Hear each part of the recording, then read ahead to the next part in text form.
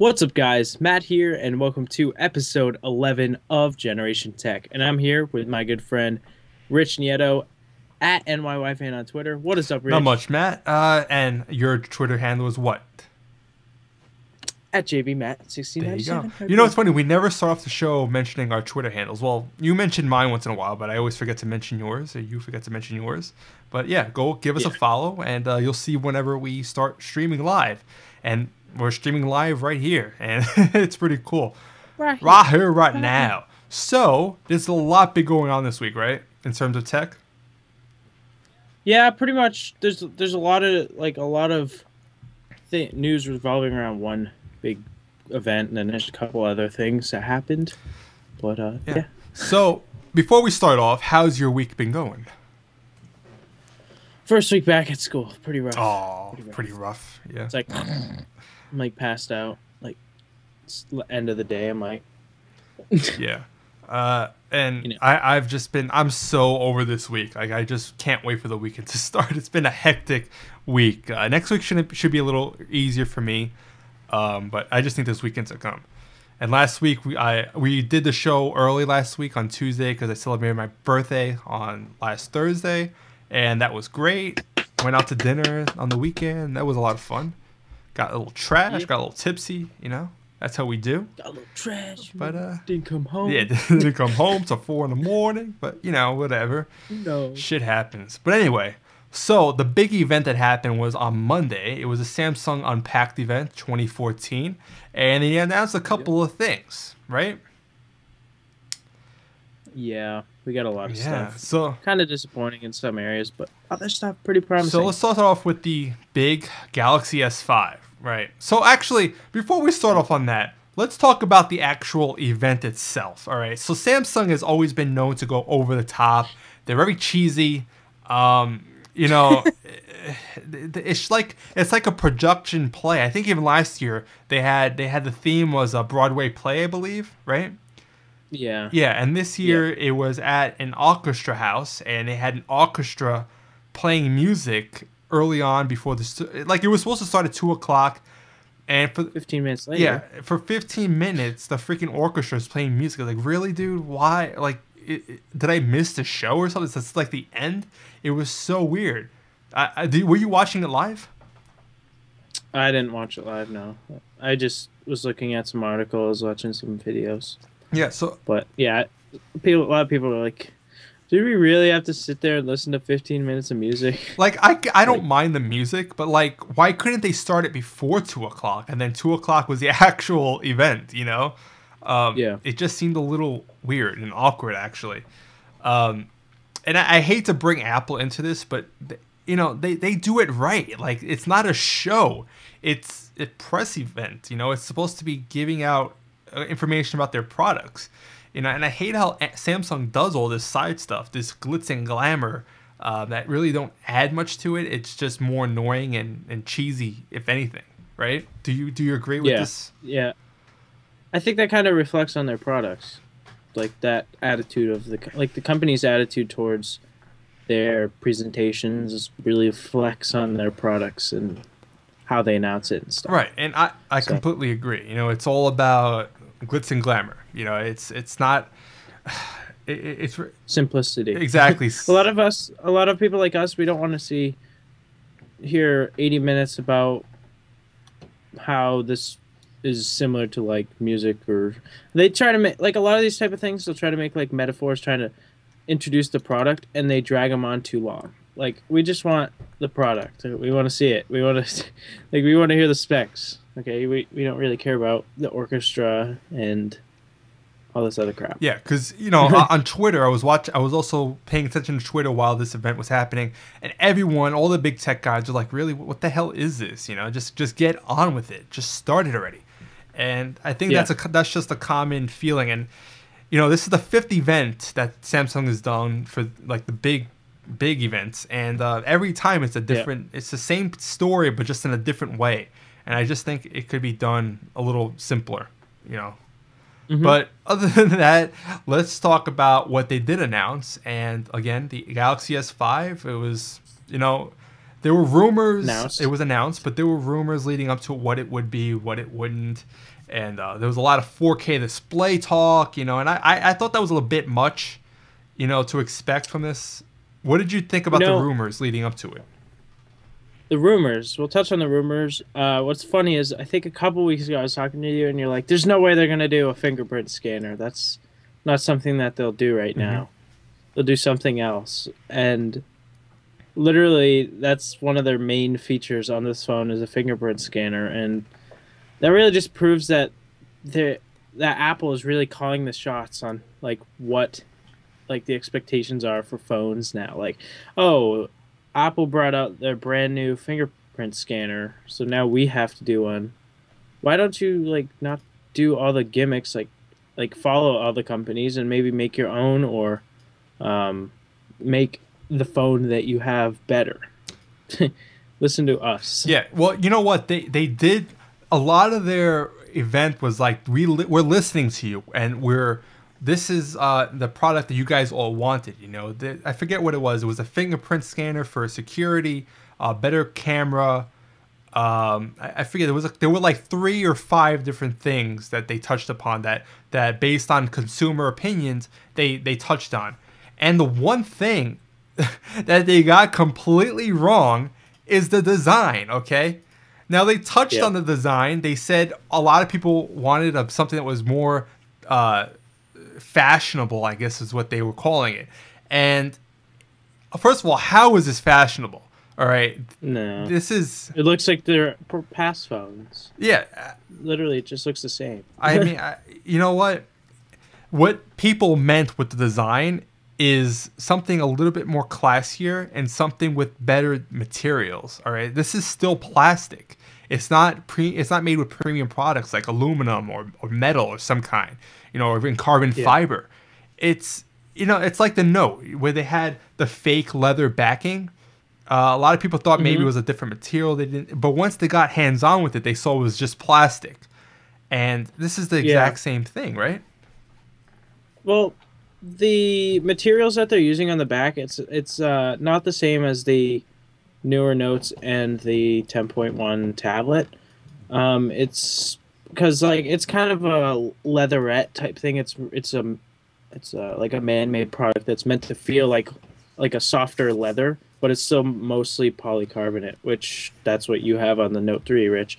And now this is all polycarbonate. There's no actual like soft like touch feel to it. It's pretty much just small textures that like kind of trick your fingers, but it's not really as soft as the Notes and tablets. So I think some people aren't going to like that as much. I mean, because that was something I think a lot of people liked, is that little leatherette type thing. I mean, it's kind of cool. I mean, I didn't care for it. It was different. It was better what Samsung has been using as a back in their previous phones, but that wouldn't be my first choice. All right. Yeah. And I think a lot of it has to really do is because it's a removable back. Maybe that's why they're staying with the cheap plastic or polycarbonate, whatever the hell it's called. In the end, is cheap plastic to me. All right. But I don't know if that has something to do with it. Maybe they can't make it metal because of that. It's removable. But either way, I just think that they got it completely wrong with the design. Now, from the front, as you can see here in this picture, it looks exactly like an S4. I mean, maybe there's some minor differences, other than the bigger screen, obviously, because it has a 5.1-inch screen. But it looks like an S4. Hell, it kind of even looks like an S3 for all intents and purposes. Yeah. But they didn't improve on the design. Like I thought maybe it would be something a little bit more boxier. Even the chrome rim around the side, it's plastic. It doesn't have a good feel to it. It's plastic with fiberglass, actually. Yeah, well, they could say like all they want. It's in the end, it's all plastic and glass on the front. Well, whatever, Gorilla Glass, what that was called. But they didn't listen to what people really wanted. They said they listened to the consumers. They didn't. All right. And we talked about the S5 and maybe a couple of shows ago, like rumors leading up to it. And I explained, they're really going to have to get this phone right. Okay. let me go on a little rant here. This was their moment to shine. Okay, they moved up the event a little earlier than usual. They were really aiming towards this, and you know what? The S4 was kind of like an incremental upgrade over the S3. It's not. It wasn't terrible. You know, I mean, every iPhone is the same way. They have a tick-tock cycle. You know, tick. It'd be like the equivalent of an S version of the Yeah. iPhone. They should have called it like the S3S. Right. You know, the S3 was like the iPhone 4, and the 4S was like the iPhone, was like the Galaxy S4, you know? And then the S5 should have been a completely different design, something really leading edge.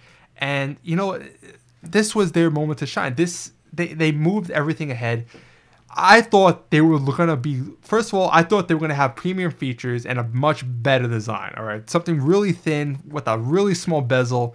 They didn't get that. And feature-wise, I thought they were going to have something like blowing me out of the water, blowing everyone out of the water, wanting this damn S5. All right, there was so much hype leading up to it. Whether it was a 4K display, which I didn't think would ever happen.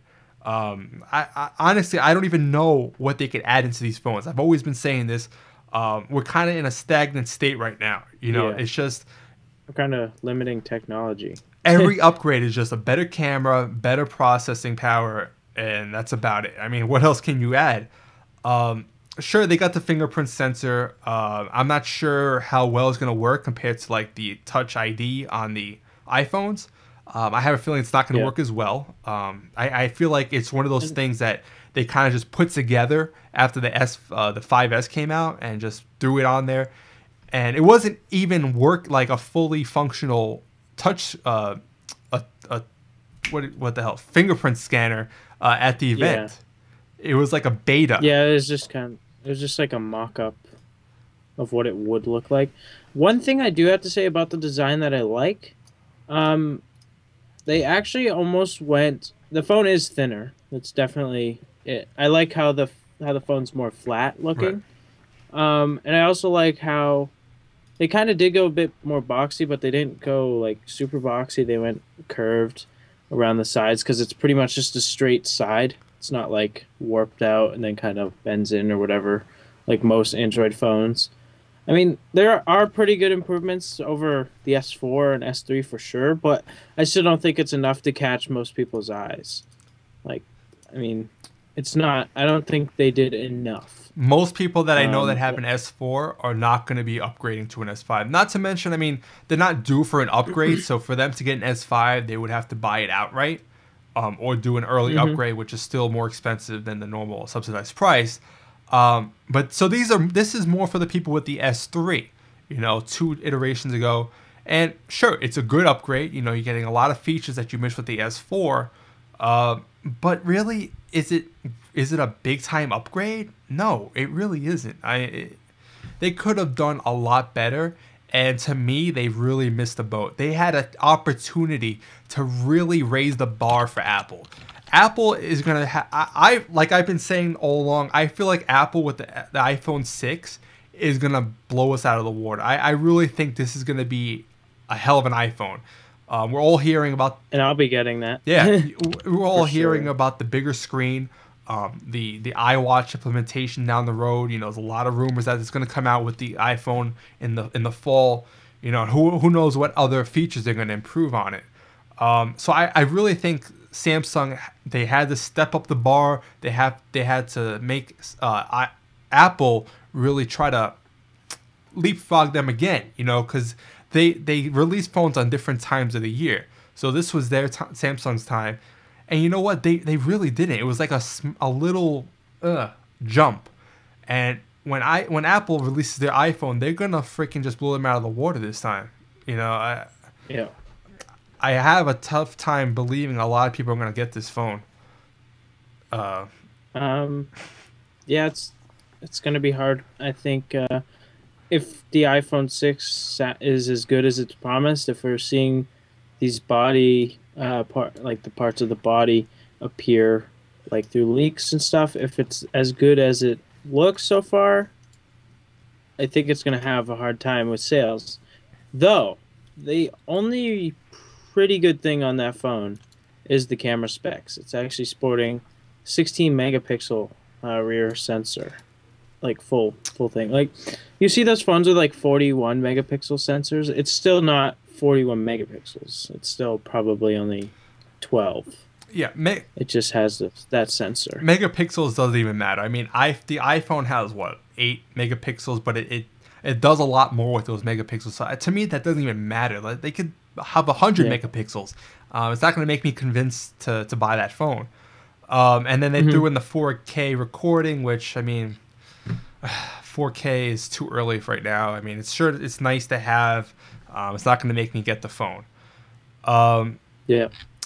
But I was really let down by this. And what do you think about the colors? As Mike Yo mentioned in the chat room, it's going to be coming in a black, white, blue, and a gold.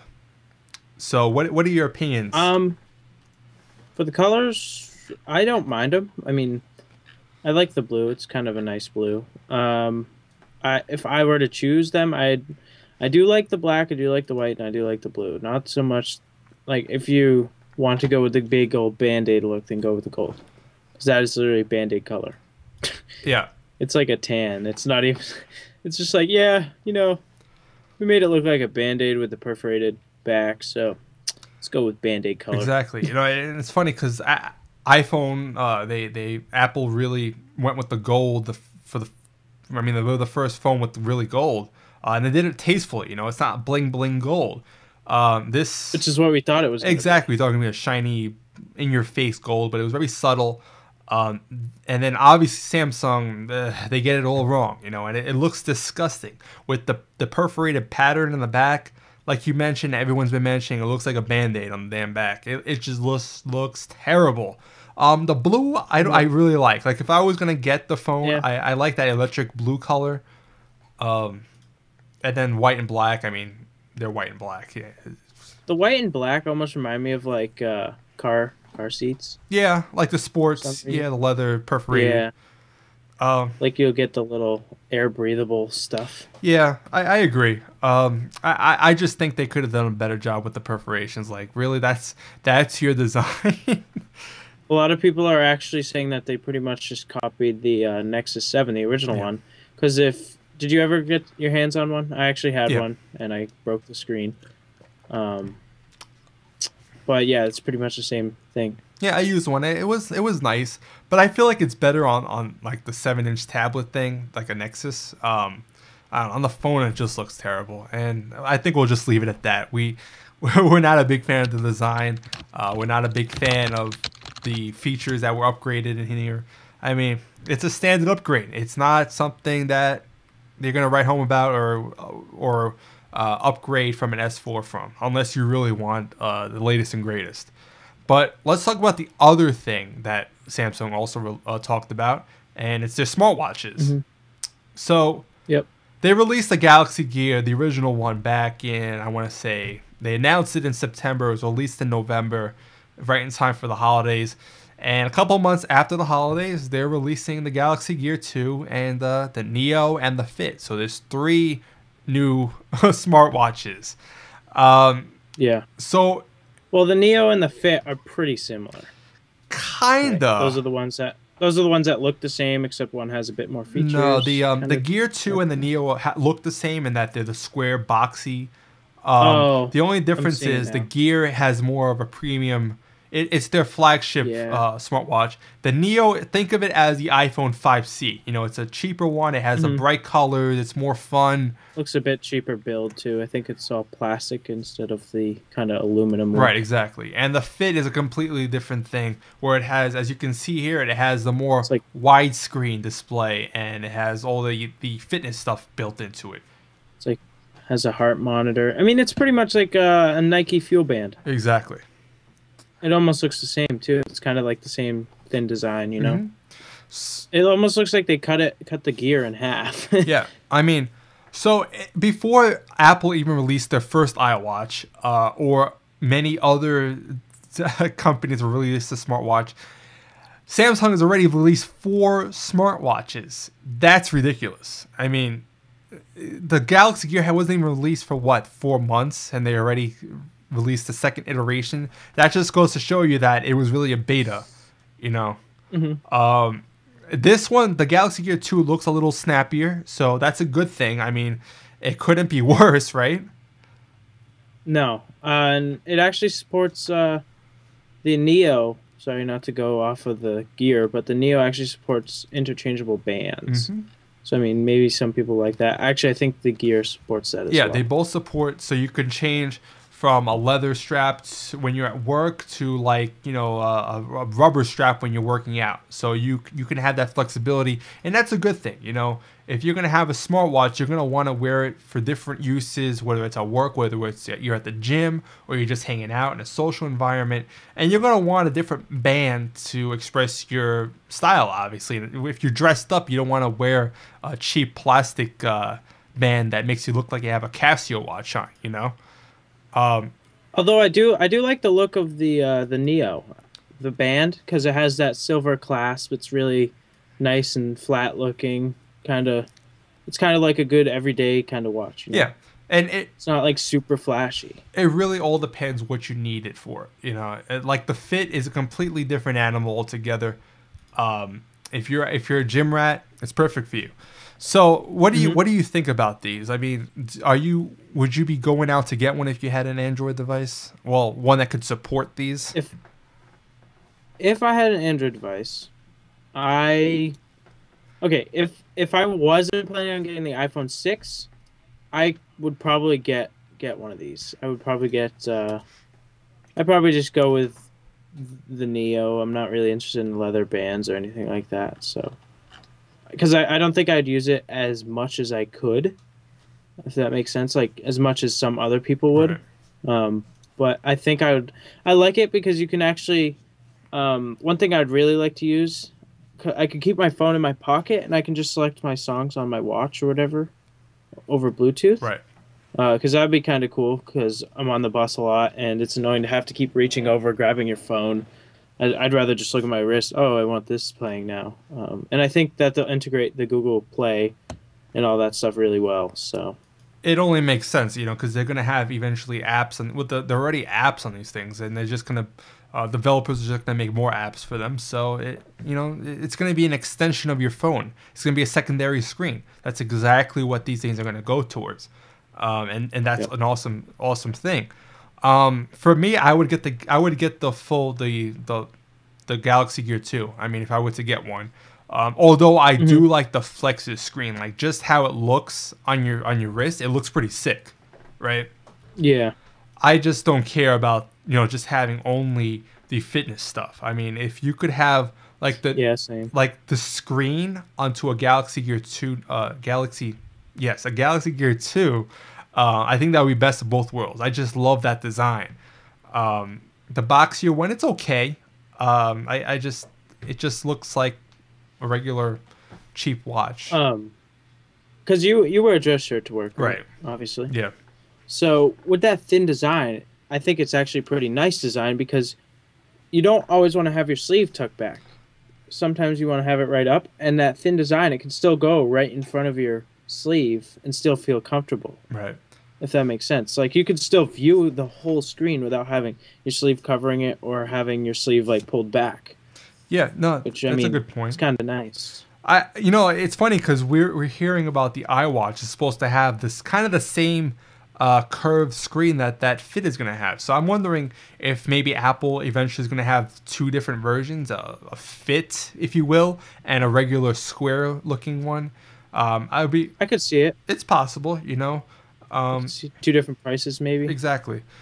Yeah. So I haven't heard too much about these smartwatches, like in terms of features, how they're actually working, and in terms of performance, which is the main thing that the Galaxy Gear 1 was a culprit of. So I'll wait for the reviews, but I have a feeling it's still a little rushed. You release 4 smartwatches before the competition has really released one, other than the Pebble, which I mean it was a Kickstarter Right. project, so it's not a big company. I mean, it's good. It's kind of funny that small company is keeping up with Samsung with people purchasing smartwatches or fitness watches right now. Yeah.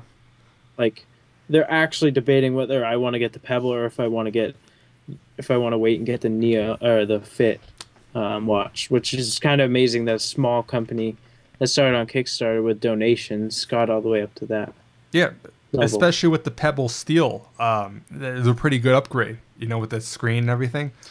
It makes To be honest, the Pebble Steel could go against the Gear 2. Yeah, it's a viable option. It's not out. It's not unquestionable to compare the two, you know. But to me, like I said, I think Samsung really overall. I feel like they just missed the boat on this one. I think there was a lot left to be desired in both products. I think, though, with this announcement of three new watches, this is making iOS users longing for a watch even more. And I think that Apple could maybe announce it in maybe June or July. I mean, before the iPhone 6. So people who have the 5Ss now who can't really upgrade, or the 5Cs, have a chance to buy that as well. Don't have to wait till the next phones get released. What do you think? Ideally, sure, that would be a good thing, a good idea, but I don't think it's ready. It's going to be ready in time. I've just every Yeah. time I hear about the rumors for the iWatch, it's that they're still tinkering things out, battery wise and screen wise. They're just trying to get that perfect mix, and I don't want them to rush it out. If it takes them until the Yeah. fall, by all means, I want a polished product like Apple usually you come to expect with them. So Hmm. and I really do think that they're gonna wait for the fall. They're gonna release it in coincide with the iPhone 6, one big experience bundled right there, and I think they'll go from there. I don't think they'll be releasing it in the early summer. Um,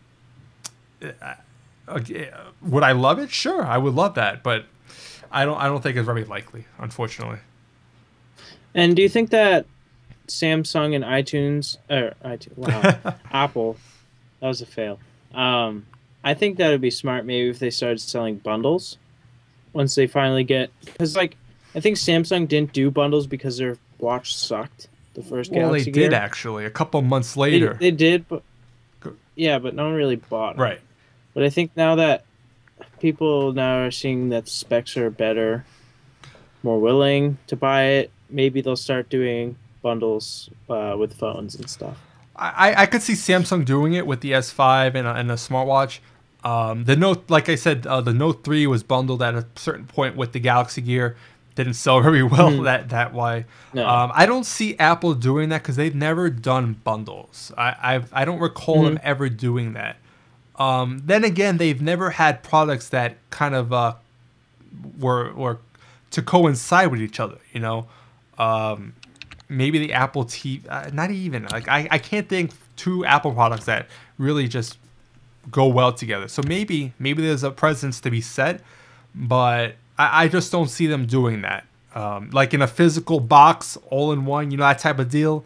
I don't know. Yeah. It would be interesting to see though if they actually do that because it would be make perfect sense, and God forbid they ever like chucked off maybe $20 on the bundle when you bought them together. But that is totally not Apple to do that to save you a couple of dollars, right? Yeah, pretty much. I mean, it's sometimes it's not worth it. I mean, you have to price everything out, Right. kind of check what you're getting, because like sometimes it's like you might be paying more for shipping. Like if you're buying it online, if you might be paying more for shipping, that'll kind of make the bundle Right. pointless. Even with the Samsung bundle, I don't think there was a price drop, like any savings. I think it was just a full-fledged price. I could be wrong. I don't remember because I wasn't too interested in it. But yeah. Anyway, so Samsung aside, I think we talked enough about that big fail, in my opinion. Um, Yeah. but let's talk about Titanfall. So we didn't get a chance really to talk about it. We played the beta when it was released a couple weeks ago. Obviously, it ended by now. It was only It like was couple days, right? last week? No, 2 weeks ago. 2 weeks ago. Yeah, So yeah, it was like I think they really rushed it because they were like, "Oh yeah, let's test the servers now," and they just released it to everybody like a day. People were spending like $150 for beta codes on eBay. that's dope. Um, and then the next day they opened it to everybody. Yeah. So what did you like about it? I'll interview you, and then you can interview me. So I played it the entire weekend or extended weekend that it was up. Um, Jumping into it, I thought it was awesome. You know, it's a totally different game. You know, I'm so used to Yeah. like Call of Duties, Battlefields, stuff like that. It's a first person shooter. It's made by the guys that originally made Call of Duty, so it's a familiar feel to it. But it's completely different. You know, it's not a realistic type of game. We have actual guns that are in real life, like in a Battlefield. It's completely fantasy. You know, it's a different world, and you know we don't see many games like that anymore where you're taken away from realism.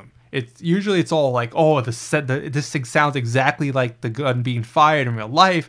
No, it has nothing to do with that. Obviously, there's no mechs in real life either, so it's just a different game to begin with, you know. And the actual gameplay, it's so unique. You know, it's 6-on-6 online. I thought they could have done more in the beginning, but actually playing it, I think it's a perfect amount. Yeah. Because otherwise it'd be too hectic. You know, it would be way Mm-hmm. too much going on. The map sizes are perfect. You know, it's somewhere in between a Battlefield map and a Call of Duty map. It's not too big. Yeah, Go ahead. I like it because it's not like if you were playing Call of Duty or Battlefield, it would feel really too big. But with this, you have increased speed, you have increased jumps with the double jumps, and then once you get in the Titan, you're literally tripling or quadrupling your speed just walking. So I mean, I I don't know. I think the maps felt like it was the perfect size, and there was multiple layers of each map. So I mean, the smaller guys, you do have a chance to take down the Titans.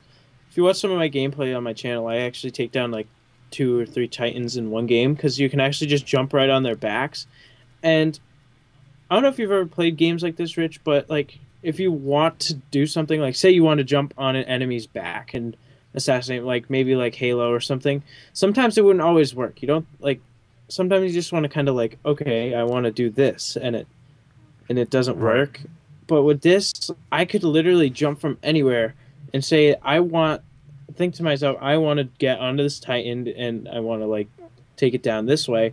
And every single time I had no problem like getting onto it. Like if I jumped up close to it and I was close enough and didn't get like crushed, I would get right onto it. So it was a lot of fun Yeah, the that way. controls are on point. I mean, they really Yeah. took the time to really tinker with everything, whether it's the controls, balancing the guns and everything, balancing the mechs most importantly.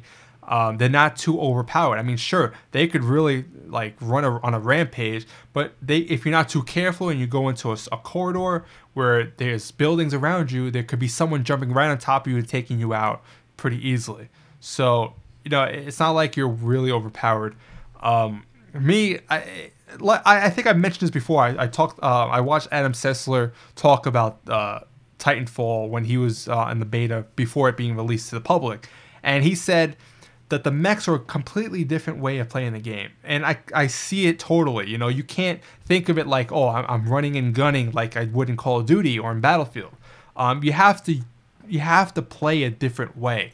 And I found myself like playing exactly like in Call of Duty, you know, going out in the open, trying to shoot, and that's not how it's meant to be played. You know, there's going to be a time where you have to, there's a learning curve to it, really, right? Um, Yeah.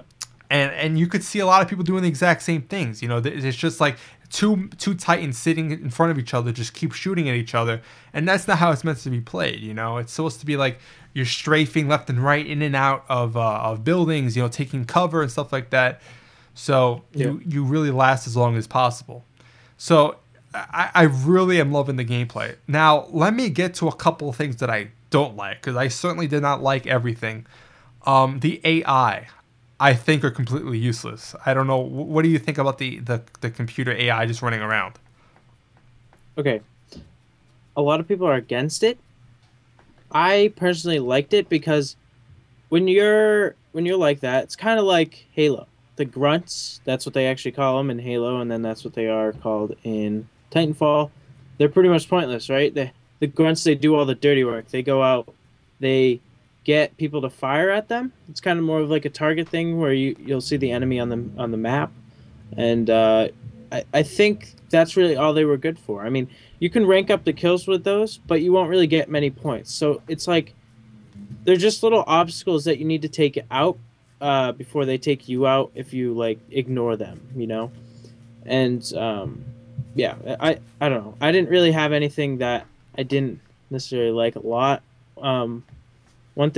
Couple things I didn't like is like if you lost and you got evacuated, sometimes it'd be kind of like there'd be a dude sitting on the ship with a Titan or something like right next to it, and literally as soon as you go to jump onto it, he just like blow it up or whatever. So I mean, some things can be fixed here and there or whatever, but other than that, I overall I liked it. Probably about 98% of it I liked. Yeah, don't get me wrong. Overall I loved it. It's just there were a couple of things. The AI, like I mentioned, I think they're just completely useless. You know, sure they're the grunts there, but you know what? They can't even kill like a real person, a real player. You could be standing in front of them, just looking at them, not doing a thing, having them shoot at you, and they won't kill you. There's no point to them. Yeah. You know, sure it's easy points, you know, to get your Titans faster. So if you, but to me, it's just like fodder, just like things littered about, having no point to them. They're dumb AI. It's not even like if you played Legendary Halo, you see the AI. They're really smart. They dodge in and out. They can actually, they really do kill you much easily. If it was like that, sure, man, I would be all for it. But it's dumb AI that has no gun power behind it, and you know, I think it's just really to add to the battlefield because it's only 6-on-6. So when there's not a lot of mechs, it's kind of barren. But to me, I don't know. I think they could have done a better job. Either make the AI smarter or add another player on each team. Make it 7-on-7. I think then that would have been a good balance between two. Or you know what? Make it 8-on-8, but just find a way to stagger when the Titans come in. Because if it was 8-on-8 with Titans all over the place, that'd be freaking mayhem. So that's why. Well, you can't really stagger it because I actually got a burn card. Did you get any of those? Yeah, I never really looked at them though. Well, I got one where you can spawn in with your Titan ready, like immediately. Right. And I think with the burn cards and stuff, it'd be really hard to do algorithms to stagger Titans. Well, you know? the cards are one thing. I mean, that's just to add to it. But I mean, like in a regular match with no cards, I mean, they could have maybe find a way to stagger them to add more players, but they didn't choose to go that route. So it's useless to even go that way. But I just think that the AI, I don't know. It's always gonna bother me when I play that game. The other thing that really bothered me is the environments. They're not destructible environments. Now, yeah. So I went in thinking it would be like Battlefield, where you know the Titans could eventually take out an entire building, you know, and not to mention the buildings are kind of small. I thought there would be bigger skyscrapers and stuff like that. There's none of that. You never know. We've only seen 2 of the maps. Right. But basing on what I've seen so far, I just thought it would be really cool if the environments could be destructed. Now, I understand why they didn't do that, because maybe the Titans would just completely take out the buildings, and then when you're on foot as a soldier, you wouldn't have any cover, which wouldn't be cool. Yeah. But I think they could have found a good medium spot where, you know, to me, the matches don't last very long. They're maybe like 7-10 minutes at most. At most. Yeah, I think 10 minutes was about the longest I played. But I mean, then again, I kind of like that. Yeah. Because I don't want it to be like Battlefield, you know, like 30-minute, 40-minute matches. I like the time frames. But what I'm saying is, since it's smaller, it's shorter matches. There's less time for destruction to be done to these buildings, and I think you know it's not going to be as bad as you would think. You know, it's like if you had a half-hour match, obviously towards the tail end, there would be no structure standing. I just think if you made it a little tougher to actually destroy a building, just the effects, you know, misfire going to buildings, you know, the way I see it is, if you miss a Titan with a missile and it goes into the building behind it, it's nothing happens. You know, I think if something was done for destructible environments, it would add a cool wow factor. You know, Yeah. it's just You never know. They always have room for Titanfall 2. well here. I mean, this is their first game because these people actually came from Call of Duty. Two people from Call of Duty went to their own company, and I mean, as their first game, it's very, very, very solid. Yeah, and don't get me wrong. There's a lot to be balanced in a game like this, and they really worked it out. Yeah. But here's the other problem we're having is that a lot of people are having the same viewpoint as you. Oh, it's only the first one, and the second one they'll be better. The first one hasn't even been released yet. We're still a couple of ways, and we're already talking about Titanfall 2, like them improving on it. Like that doesn't seem right. You know, it's just there's something wrong with that type of view. Mm-hmm.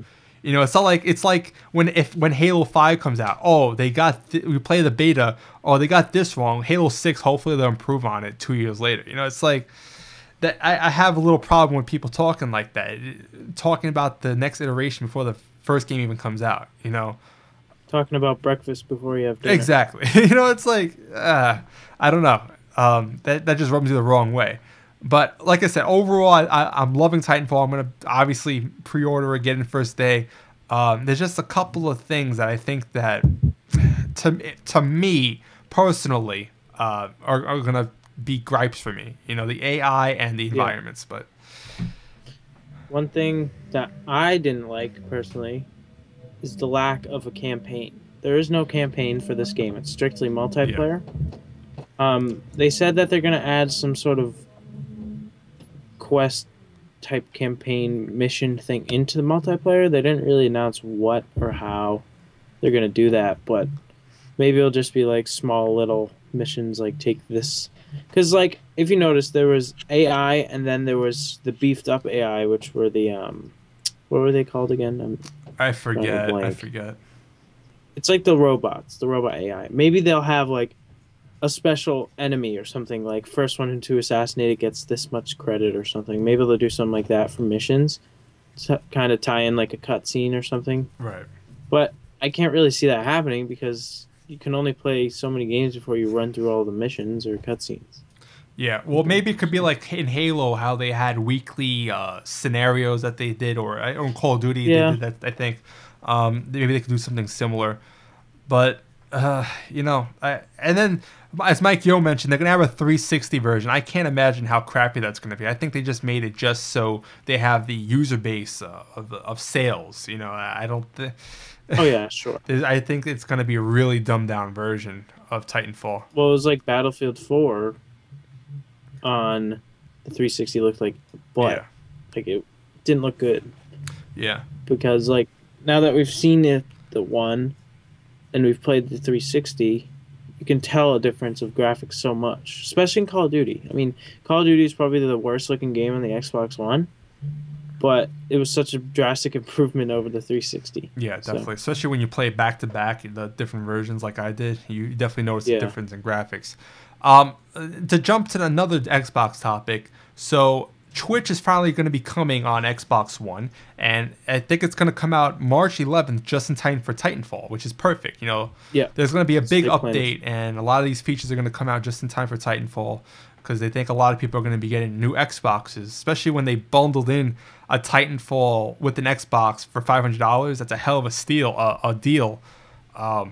You're just getting the game for free. Exactly. You know, I mean, this early on, what is it, 3 months since the system's been out, and they already have a free game basically bundled in. I never would have imagined it, but that's a hell of a deal if you haven't gotten an Xbox already, right? Yeah. Pretty much if you haven't gotten it, this is a chance to get a free game with it, which is nice. A AAA title, no less. It's not like you know, Metal Gear Solid, Zoo's Tycoon, or what the hell it is, you know. Zoo Tycoon. Yeah, but hey, that was a AA title. Yeah. Well, anyway, so Twitch. Do you see yourself using Twitch quite a bit? Because I know you do Twitch for Minecraft. I have the. Yeah, I can. Go ahead.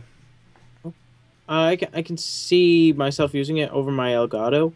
Elgato requires more like it. I have to set up my computer. With the built-in stuff, I think they did this way better than PS4 because the PS4, you know how it has that border around the screen Right. that you can't actually take away, and it has a camera, has your name, and it actually has the chat. And the chat is actually kind of crap on the PS4. It's Yep. not really that great. With this one, you can actually unsnap the chat, and it'll also still tell you that it's recording just to make sure, so you're not like, oh, I stopped the stream. It shows your HD camera. It shows number of people watching, and it shows a full color chat with emoticons and mod symbols and all that. So that's really exciting. And the fact that you can unsnap it makes it even better. So I have the PlayStation and PlayStation 4, and I've used Twitch on there, and it's kind of similar to this in that, you know, it has the border on the side, but the thing is it also has a border on the bottom, so it really pushes the gaming picture like upwards more, and it takes up a lot of screen real estate, and that's why I never use it. But you could take the interface off where you're streaming and still have a full TV playing the game, which, I mean, that's what the Xbox is going to be also. But you know what's the fun in that? You want to see the chat, you want to engage with your audience. That's the whole point of Twitch, right? Yeah. And it's just too intrusive on the PlayStation 4, which is why I never use it. This, I mean, it's better, but it's not the perfect scenario. For me, I was hoping for overlays where you could have the chat kind of overlay, kind of almost transparent near the bottom somehow, like an OBS type thing. Yeah, like or Wirecast, where you can kind of drag it wherever. Right. You know, where if you're playing a opacity. certain game where it's ideal in the top right corner, top or bottom left corner, whatever, if you could customize it, have it within the actual game, so it's not like, you know, it's letterboxing the gameplay. You know, that's which is most important. You should have the whole screen to the game, and then the chat built into that. You know, that to me would be the perfect scenario for a Twitch integration. I mean, will I use it? Maybe, but I'm gonna have the same problem. I'm not gonna want to give up screen real estate just to stream it. So that. See, I don't know. I like the easy or the factor of ease where I can just do Xbox Snap Twitch. Well, it's just actually Xbox Broadcast, which is that's the voice thing. Well, I mean once you're already broadcasting, so you can unsnap and then snap. Right. But a lot of times I'll be watching it on my computer anyway, because it's easier to type. To me, if I had an Elgato, I would still use the Elgato. Only it's a little more work to get it working, but it's not interfering with my gameplay, and then I could have the chat on my computer right next to me. So it's like I have a secondary screen where I can kind of, you know, glance over to the chat every so often, and I could still have the full screen playing my game. To me, the work is worth actually using it. And I think the quality is much better using the Elgato because you have the pure 1080p picture with built into the Xbox. It's probably compressed. Like on the PlayStation 4, it's so compressed. It looks nothing like 1080p. And then you add it onto Twitch, which streams more compressed, so it looks really pixelated. So, yeah, with the Elgato, you'll have much better picture quality, I'm sure. So that's the other thing to think about. I mean, it's just ease of use. Yeah. If I don't want to set up my Elgato, I don't have to. Yeah, exactly. That's what they're going for. You know, it's definitely ease of use. Just like on the PlayStation, you just click on share and you're streaming right there. It's nothing to it. It's really easy. Yeah, because like the Elgato doesn't offer anything like open broadcasting software or whatever. Like if I'm doing like a stream where I want to have like overlays and stuff like that, music playing or whatever, then I'll use my Elgato, obviously, because then I can go through that into OBS and set up a stream that way. But if I just want to stream playing whatever, then yeah, like, you know. So anyway, going on to, we have a couple more topics to close out with really quickly. As a lot of you know, Facebook acquired WhatsApp last week. $19 billion. $19 billion. I mean, that's just insane. It's Yeah, just this article actually tells you things that they could buy instead. yeah. Did you read that at I all? did. I skimmed through it. It's insane. You know, to me, it's like Facebook is just buying out whatever is hot at the moment, and you know they have so much money that why not? You know, it's kind of surprising that Apple doesn't do the same tactic. They have so much cash on hand that they could just buy whatever the hell they want to have in their portfolio. You know, it's crazy, but I never use Facebook chat. I've never used WhatsApp. I just actually downloaded it this week just to see what it's all about. I don't see myself using it. So to me, this is all, I don't know. I just use regular iMessage and SMS and I'm fine with it. I don't need anything fancier than that. You know? What do you think? And if you think about it, like, yeah, like they were pretty much acquiring everything. In 2012, they actually bought Instagram. Like, to put a perspective on it, they bought Instagram for $1 billion. So $19 billion they bought WhatsApp. Now, and to be honest, I never really even have heard / used WhatsApp. Like, I don't know. I knew it existed, but I never had the need to download it. And even when I download it, it automatically adds people that you know in your contact list, and I don't know a lot of people that use it. Actually, I have maybe like 10 people on my list already. So it's not like I have a tremendous amount of friends on there. And then this article also says they're going to add voice communication to WhatsApp by the summer. Now, whether that means it's going to be like short little messages that be sent, or is it going to be like a Skype call like this? Who knows? No one really knows. But that just adds another feature to it. And I don't know. To me, it doesn't add. If you're going to have voice, why not just call a damn person? Like, I don't understand why these things exist, you know, where you have voice memos being sent back and forth. Just call up them person. You have real-time conversations, and that's that. You know what? Whatever happened to just a regular phone call? I understand text messaging. You know, it's you don't want to be talking. You're in the middle of a conference or whatever. You know, but if you're going to be talking anyway, just call the damn person. Yeah. So I'm gonna read off a couple things that they could have bought instead. So they could have bought 25 double-decker Airbus A380 aircrafts. So those are like the huge jumbo jets. Yeah. So they could have bought 25 of those for $10 billion. So they could have bought 50 of those pretty much. Or you can get a full aircraft carrier. The USS Gerald R. Ford is about $13 billion right now. They could have also bought in like 3 colonies on Mars, saying that they're only $6 billion a piece. Or he could have bought in an MMR vaccine for every child in the entire world. So in other words, they completely just threw money out there, and might not be worth it. Who knows? But to them, yeah, they're comparing. Oh, go ahead. You know, to them, I'm sure it's worth having that in their back pocket because they're gonna want to. WhatsApp is really aimed towards a younger audience, and I think Facebook is starting to get towards an older crowd. You know, like all the parents are on there now, and I don't know. To me, it's kind of like driving the kids. It's like MySpace. I don't know if you remember that whole fad. Yeah, where it died out. Like we had it, and then all the adults had it. Right, and then all the kids went to Facebook. All the kids saw the parents were going on MySpace, so they went to Facebook.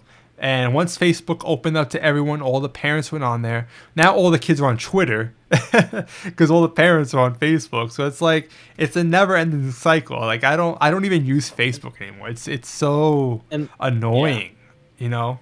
I only use it to chat to people. That's it. Like if I need to do a quick private message or whatever, like if they're not on Skype or something. Yeah. But they're actually comparing this. Google bought YouTube for $1.65 billion in 2006. Yeah. That's tiny compared to it, and YouTube is worth so much more than WhatsApp. Oh yeah. And they're comparing it to the MySpace when it was bought by News Corporation for $580 million in 2005, and it only sold for $35 million in 2011. Wow. Um, so they're saying that WhatsApp was really just to have uh, the hook into 100 of millions of customers, 150 million Well, customers yeah, on WhatsApp it's that he can brand out to. You know, that's exactly the reason. And like Mike Yo said, they could have spent that 19 billion to make Facebook not suck. You know, there's a lot to that. I don't like Facebook. I mean, sure, the website is fine. I think there could be a lot more to it. I don't know. It's just getting old and stale, and too many dumb people on it. Like, I have friends on there, but it's like they talk about the most mundane things. You know, Twitter, you're straight to the point. There's no drama. I don't know. It's much better that way. But going quickly to the last topic that we wanted to talk about. Google Fiber expanded to 34 cities. And, you know, if you're one of these lucky people in Portland or San Jose or Phoenix, then kudos to you because you're getting a really fast gigabit connection. I would be all over it if they came to New York. I don't see too many spots here in the Northeast. I mean, they're completely bypassing the Northeast, right? pretty much they're bypassing Northeast, Midwest, and the northern Midwest, like right above the border. And it's 9 metro areas, so like Portland, Oregon, San Jose, Salt Lake, Phoenix, San Antonio, Nashville, Atlanta, Charlotte, and Raleigh, which that's the metro area, and then inside that there's 34 separate cities. Right. So it's not 34 big cities like that. Right. That's just kind of like the area. And Kansas City was the but- biggest where they started off with, and you know they just expanded Yeah. even more to Kansas City. And this internet is crazy. If you guys haven't heard about it, it's 1 gigabit down, 1 gigabit up.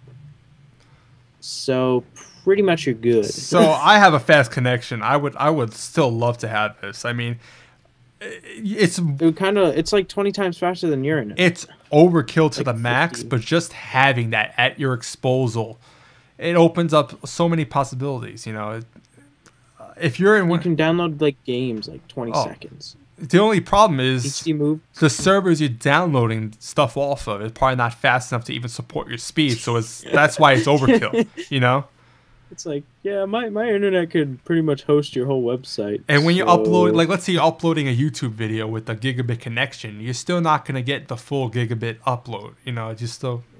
So it kind of sucks in that regard, but still. like streaming 4K movies once that comes out, it'll be a breeze with that. Exactly, man. But on like my internet, maybe even your internet, you never know because we don't really have that yet. So you don't know how well the servers are going to be able to handle like uploading and downloading constantly super HD movies.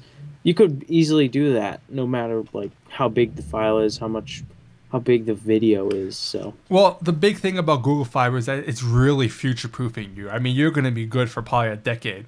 You know, right now, like when cable internet first came out, 10 megabytes down, like that was so fast. But now 10 is like, damn, I'm still waiting for websites to load. You know, it takes a long time.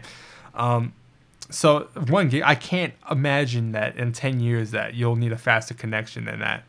But who knows? Maybe in 10 years it'll be, it will be slow as needed. balls. But you know, if this ever came to New York, Long Island specifically, where I am, I would be all over it. I love FiOS, but this, like Verizon, I'm not liking where they're going in terms of policies and wanting to cap stuff and stuff like that. So I feel like down the road, Verizon is going to be a really evil company.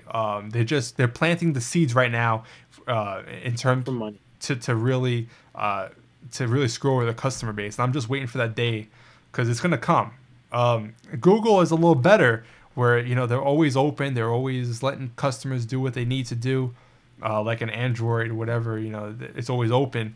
So I think that Google will be the good guys down the road, especially if you're a Cablevision customer or Verizon. Comcast especially. Comcast is the biggest cable provider, so they're all evil companies trying to pass all these legislations shit to really limit customers. But I think that pretty much wraps everything up. It was a lot to talk about. We had a really long show. We got one more thing. One more thing, just throw it out there really quick. Okay. Warner Brothers bought the rights and is starting to work on a Minecraft movie. Just want to throw that out there. Crickets. No, I could. Yeah, everyone in the audience is like. I mean, they released the Lego movie, so I guess it only makes sense for them to make a Minecraft movie. You know, I guess it'll be cool for like the kids or people that are into Minecraft, but I couldn't care less. Yeah. Yeah, it's like kind of. I'll watch it definitely. Um, you know, and before we end off completely, I just wanted to say, if you want a PS3 right now, GameStop is selling for pre-owned stuff. $279 for like a new 160 or above with 6 pre-owned games for $280. Well, Xfinity, that's right up your alley. We'll leave it right at that. Thanks a lot for watching. We had a lot of fun doing the show. Thanks to everyone in the chat for joining us again this week. Episode 11. Where has the time gone? Man, it's been, what, 3 months since we started? Yeah. Pretty much. So, next week, yeah. So, until next time, guys, thanks a lot, and we'll see ya.